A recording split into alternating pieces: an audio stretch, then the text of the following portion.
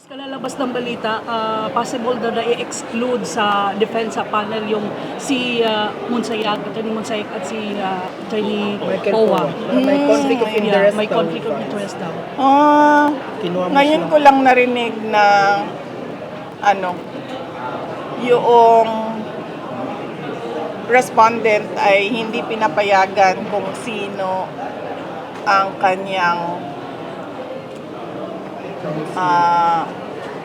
lawyers. No? Ngayon lang ako nakarinig ng